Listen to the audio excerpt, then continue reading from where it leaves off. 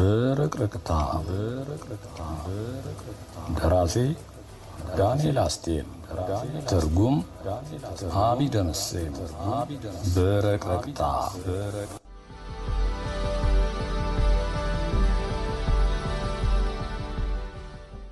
እንዴ ጠባይ ማረሚያ እርሱስ በአፍንጫ ይውጣ መለስተኛ እስር ቤት ማለት እኮ ነው። እንደ ልብሽ መግባት መውጣት አትችይ።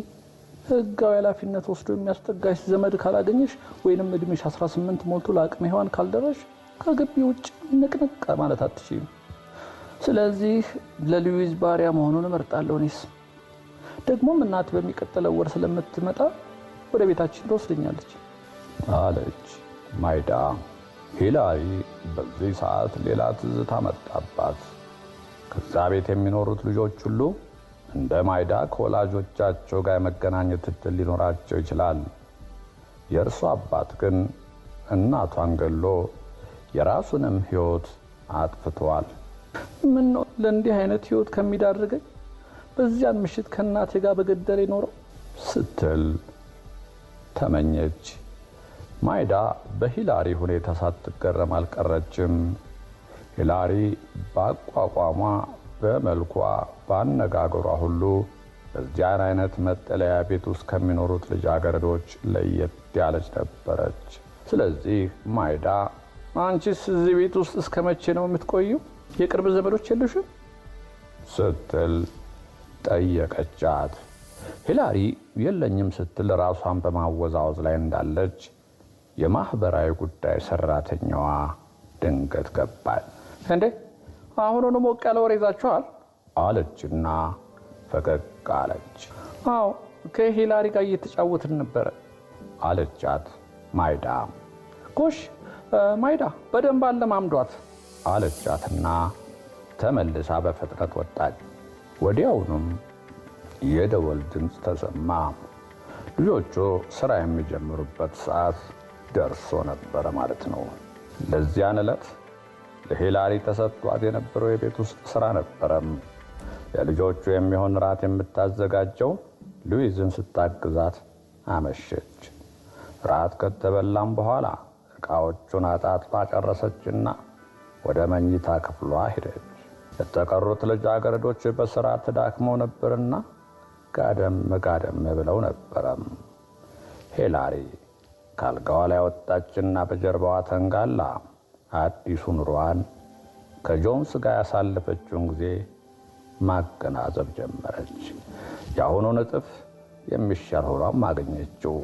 ከምሽቱ 1 ሰዓት ተኩል ላይ ሉዊዝ ወደ መኝታ ቤታቸው መጣ። መብራቱን ካጠፋች በኋላ በሩን ከውጭ ቆልፋ ሄደች። የመኝታ ቤት በር ሲቆለፍ የማትወደው ሂላሪ ድምጿን ዝቅ በማድረግ ማይዳ አንቺ ማይዳ ስትል ተጣራች። ወይ አለቻት ማይዳም። ለምንድነው በሩን ከውጭ የምትቆልፈው? አለቻት ሂላሪ። ከወንዶቹ ልጆች ጋር የምንገናኝ እየመሰላት ነው፣ ትቀናለች ብላ ሌላዋ ከሂላሪ አጠገብ ተኝታ የነበረችው ልጃገረድ መለሰችላትና ሁለቱም ተሳሳቁ። ቆይ ወደ መጸዳጃ ቤት መሄድ ቢያስፈልገኝስ? አለች ሂላሪ። አሁንም ደግማ ጠየቀች። ለሽንት ከሆነ ቀላል ነው፣ አልጋሽ ላይ መልቀቅ ነው ስትል ሌላዋ ሶስተኛዋ ልጃገረድ ቀለደችባት። በማግስቱ ግን አንሶላሽን ራስሽ ነሽ የምታጥቢያት አለችና የመጀመሪያዋ ልጃገረድ አከለች። አሁንም እንደገና ተሳሳቁ። እሺ እሳት ቃጥሎ ቢነሳስ? አለች ሂላሪ። ጥያቄዋ ሌላ ጥያቄ እየወለደም መጠበስ ነው በቃ ሂላሪ፣ እንደ ድንች መለብለብ። አይዞሽ ግን ግፋቢል ነጭ ቆዳሽ እንደኔ ጣዝማ ቢመስል ነው አለቻትና ማይዳ አሳቀቻት። የመጠለያ ሁኔታ እንደዛ ዕለት የሚዘለቅበት ከሆነ ሂላሪ የሚቀጥሉትን 5 ዓመታት በቀላሉ ታሳልፋቸው እንደምትችል እርግጠኛ ሆነች። ከዛ በኋላ ግን ከሻንጣዋ ውስጥ የደበቀችውን ብር አውጥታ እህቶቿን መፈለግ ነበረባት። ማይዳ በዚያ መጠለያ ውስጥ እስካለች ድረስ ሂላሪ ፍጹም ደስተኛ ነበረች። ቀደም ሲል ማይዳ እንደነገረቻት ከጠዋት እስከ ማታ እንደሰሩ ቢውሉም ቢያንስ የሚበሉት ምግብና መጠለያ ግን ነበራቸው። ሉዊስም ብትሆን ልጃገረዶች የምታደርግላቸው ጥንቃቄ እንደቀጠለ ነበረ። ወንዶች እንዳያስቸግራቸው ማታ ማታ በሩን መቆለፏን አትረሳም። በምግብ ጊዜ እንኳን ለየብቻ ነበረ የሚመገቡት። ማይዳ ከመጠለያው በሄደች በ15ኛው ቀን ሌላዋንም ልጃገረድ ወላጆቿ መጥተው ወሰዷት። የእርሷም እናትና አባት እጽ በመሸጥ ወንጀል ተይዘው የታሰሩ ነበሩ። የተቀሩትም 2 ልጃገረዶች ሲሆኑ በዚያ መጠለያ ብዙም አልቆይ። በ7ኛው ወር ላይ ሂላሪ ብቻዋን ቀረች። በዚያን ጊዜ ከወላጆቿም ልጆች 3ቱ በወላጆቻቸው ተወስደው ነበረ። ሂላሪ ብቻዋን ማደር ከጀመረች ቀን አንስቶ ሉዊዝን እንደ በፊቱ የመኝታ ቤቱን ከውጭ መቆለፏን ትተዋለች። ምናልባት ወንዶች ልጆች 3 እስኪሆኑ ድረስ ሊተፋፈሩ ስለሚችሉ እንኳን ልጃገረድ ምንም ሊያደርጓት አይችሉም የሚል ግምት ኖሯት ሊሆን ይችላል። ልጆቹ ግን በልባቸው ሂላሪን ቢከጅሏትም ኮስታሯ ሉዊዝን ያለመጠን ይፈሯት ነበር። በነማይዳም ምትክ ወደ መጠለያው ይመጣሉ የተባሉት ልጃገረዶች ባለመድረሳቸው ሂላሪ ስራ በዝቶባት ሰነበተች። ሉዊዝም የማህበራዊ ጉዳይ ሰራተኛዋም ከ1-2 ጊዜ ወደ ቢሮዋ ሄዳ አነጋግራታለች። እነኛም ወንዶች ሂላሪን ሊደፍሯት የበቁት በዚያን አጋጣሚ ነበረ። ሉዊዝ በምሳ ሰዓት ባለመመለሷ ለልጆቹ ምግብ ያቀረበችው ሂላሪ ነበረች። እንደተለመደው እርሷ ምሳዋን በሳህን አድርጋ ወደ መኝታ ክፍሏ አመራች። እነኛም ወንዶች በዚህ ጊዜ ተጠቃቀሱና በዓይናቸው ይከተሏት ጀመር።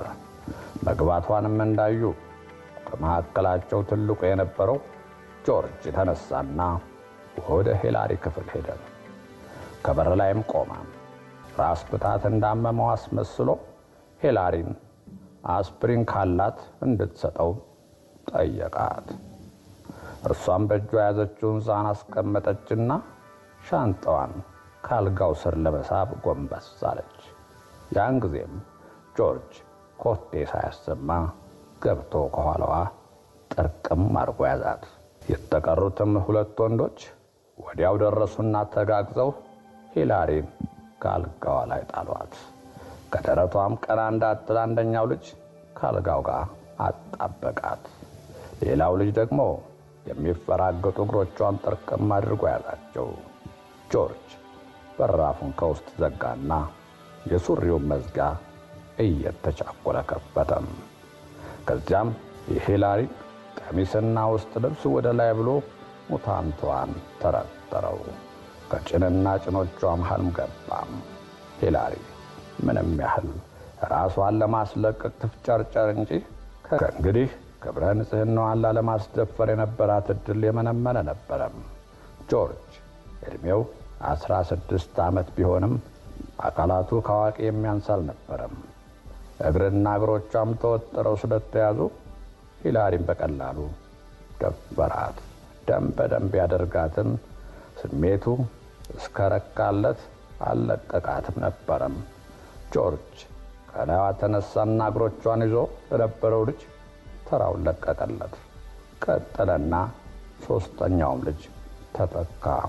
የሂላሪም ባጉንጭና ጉንጯ ላይ ይፈስ ነበረ። ጆርጅ በድጋሚ ተገናኛት። 3ቱም እንዳሻቸው ተፈራረቁባት። ከዚያ በኋላ ሂላሪ ህሊናዋን መሳቷ እንዳዩ ለቀቋት። ሉዊዝ ወደ ቤት የተመለሰችው ምሽት ላይ ነበረ። ከሂላሪ መኝታ ክፍል ገብታ የሆነውን ሁሉ ተመለከተች። ሂላሪም በዚያን ጊዜ ነፍስ ዘርታ ስለነበረ ሉዊዝ ደጋግፋ ወስዳ ገላዋን አጠበቻት። መኝታዋን አንጥባም አስተኛቻት። ሂላሪ በማግስቱ ጠዋት ላይ ሻንጣዋን ይዛ ወደ ማህበራዊ ጉዳይ ሰራተኛ ቢሮ ሄደች። የደረሰባትን ግፍ ሂላሪ አውጥታ ባትናገረውም ከፊቷ ላይ ግን ይነበብ ነበረም። ዳግመኛም በማንኛውም መጠለያ ቤት ውስጥ ቢሆን ለመኖር እንደማትፈልግ በመግለጿ የማህበራዊ ጉዳይ ሰራተኛዋ ለጊዜውም ቢሆን ተቸግራ ነበረ።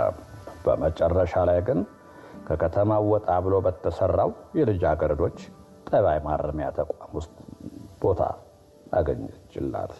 በተቋሙ ውስጥ ለሂላሪ የግል መኝታ ክፍል ተሰጣት። ከሌሎች ልጃገረዶች ጋር ተገናኝታ ለመጫወት አትፈልግም ነበር።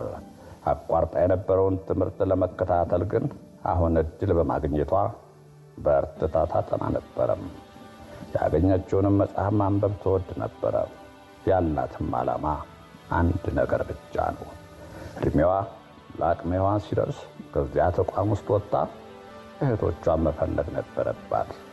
በእርሷ ላይ የደረሰው ግፍ በእህቶቿም እንዳይፈጸም ትምህርቷን ጠንክራ በመከታተል ሥራ መያዝና እህቶቿን ማሰባሰብ ኃላፊነት መሆኑ ጠልቆ ይሰማታል። በመሆኑም በትምህርቷ አንድም ቀን ቦዝን አታውቅም። የብቸኝነት ጠባዩም አንድ ጊዜ በመታወቁ ማንም ሊቀርባት አልደፈረም። የምትመኘውን የሰላም ኑሮ በማግኘቷ እንደ አጥንት ደርቆ የነበረው ሰውነቷ ቀስ በቀስ እያማረበት ሄደም። ቀናት ወደ ወር፣ ወራትም ወደ ዓመታት እየተሸጋገሩ በ17 ዓመት ዕድሜዋ ሂላሪ የሁለተኛ ደረጃ ትምህርቷን አጠናቀቀች። ፈተናውንም በከፍተኛ ማዕረግ በማለፏ በነፃ የኮሌጅ ትምህርት የመከታተል ዕድል ተሰጥቷት ነበረም። ሂላሪ ግን ይህን ዕድል በማግኘቷ አልተደሰተችም። ምንጊዜም ከፊቷ ድቅን ይሉባት የነበሩት ሚጋንና አሌክሳንድራ ነበሩ። ኮሌጅ ገብታ ትምህርቷን እስከመጨረስ ድረስ የእህቶቿ ነገር ቸል ልትለው አልፈለገችም። እነኛን ያለ እናትና አባት የቀሩ ሕፃናት፣ እነኛ ከአንድ እህታቸው ተነጥለው የተወሰዱ ሕፃናት ትዝታ ምንጊዜም እንደ እግር እሳት ያንገበግባን ነበረ። 8 የመራራ የመከራ ዓመታት አሳልፋለች። አቅመ ሔዋን ለመድረስ የሚቀራት ደግሞ 1 ዓመት ብቻ ነው። ስለዚህ ከቢሮዋ ድረስ አስጠርታ የነጻ ትምህርት ዕድል ማግኘቷን የነገረቻት የትምህርት ቤቱ ርዕሰ መምህር በሐዘኔታ እያየች ትምህርት የመቀጠል ፍላጎት እንደሌላት ራሷን በማወዛወዝ ገለጸችላት። ለምን? ምናልባት ሌላ ምርጫ ይኖርሽ ይሆን ስትል ርዕሰ መምህሯ ጠየቀቻት። ነበረኝ፣ ግን እድሜ 18 ባለመሙላቱ ብቻ ነው የተቸገርኩት አለች ሂላሪ አንገቷን ሰበራ አርጋ። በግምት ወደ ሌላ ከተማ ለመሄድ የምትፈልግ ይመስለኛል አለቻት ርዕሰ መምህሯ እየተቻኮለች። አዎ፣ ግን እንደ ልቤ እንዳልንቀሳቀስ መሰናክል የሆነኝ የእድሜ ጉዳይ ነው አለች ሂላሪ እንባዋ እየመጣባት። የት ለመሄድ ነበር የምትፈልግ? ወደ ኒውዮርክ ነበር ስትል ሂላሪ መለሰችላት። ኒውዮርክ እኮ በጣም ትልቅ ከተማ ነው። እዚያ ዘመዶች አሉሽ? ሂላሪ ራሷን ባሉታ አወዛወዘች። ዘመድ ቢኖራትማ ኖሮ እንዴት 4 ዓመት የሚያህል በጃክሲቪል ከተማ በሚገኝ ጠባይ ማረሚያ ውስጥ ትቆይ ነበረም። ወደ ኒውዮርክ ለመሄድ የፈለገችው ግን እድል ቀንቷት ትንንሽ እህቶቿን ለመፈለግ ነበረም። መተማመኛዋም በሻንጧ ውስጥ የነበረው 10,000 ብር ነበረም።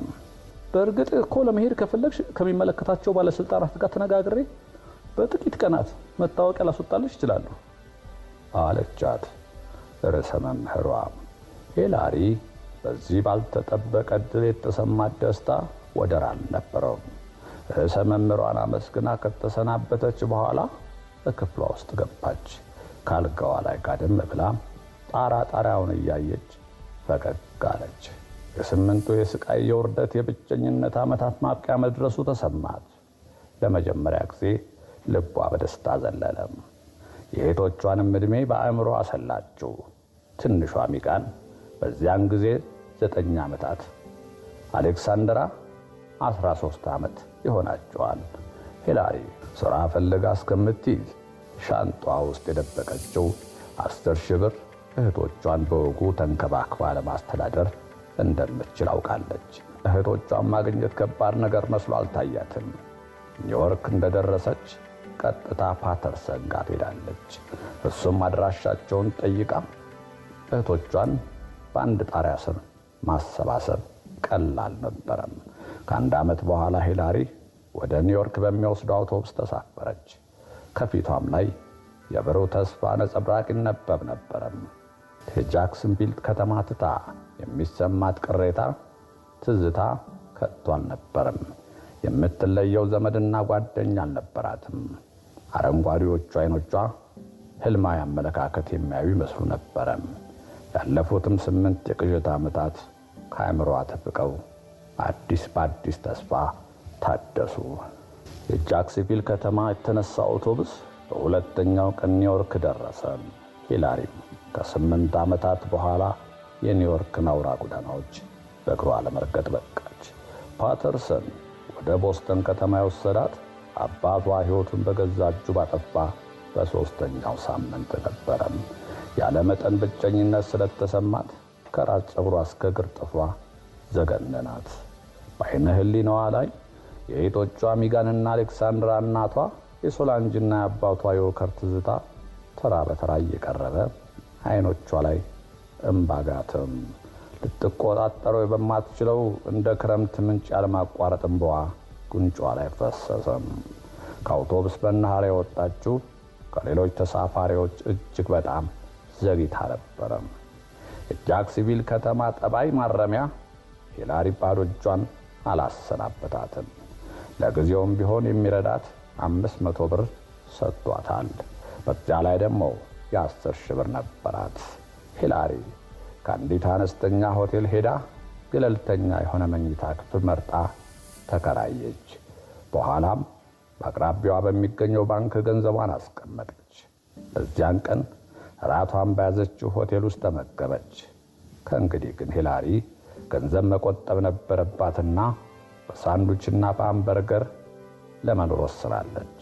በቀላሉ ሥራ ለማግኘት እንደማትችልም አውቃለች። ብታገኝ ምናልባት ከዝቅተኛ ደረጃ መጀመር ይኖርባታል።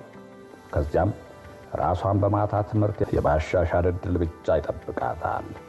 በመሆኑም እህቶቿን ያለ ችግር ለማስተዳደር ከያዘችው ደቂቃ ጀምሮ ሂላሪ ለገንዘብ አወጣጧ ጥንቁቅ መሆን ነበረባት።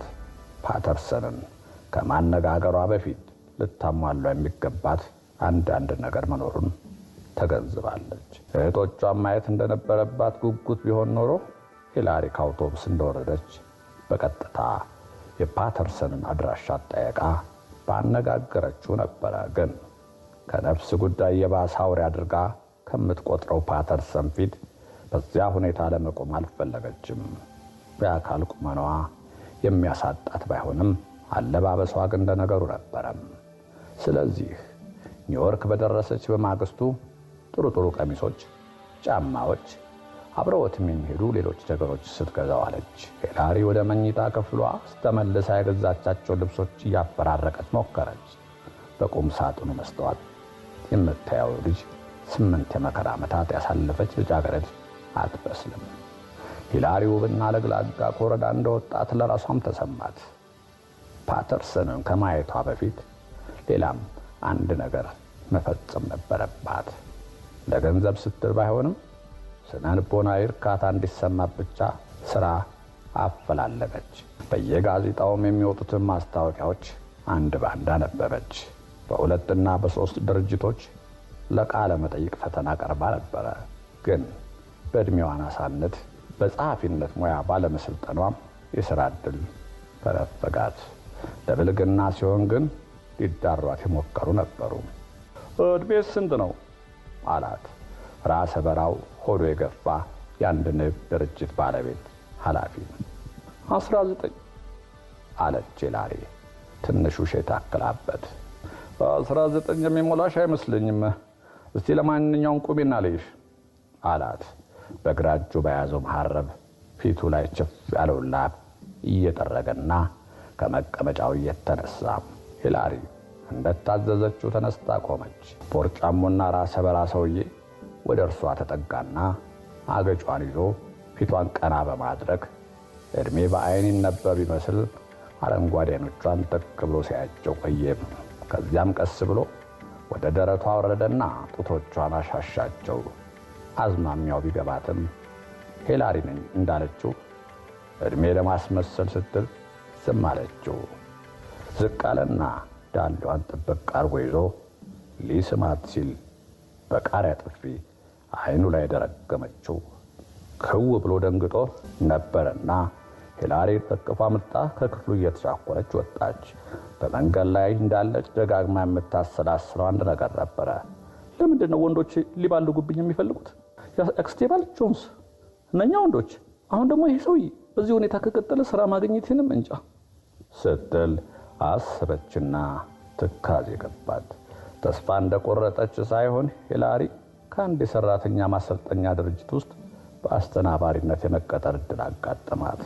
ሂላሪ ቆንጆ ብቻ ሳትሆን በአስተሳሰቧ በሳል፣ በአለባበሷም ጥንቁቅ በመሆኗ እድሜዋ እንዳለችው 19 ባይመስልም በሳምንት 95 ብር እየተከፈላት ለመስራት ተቀጠረች።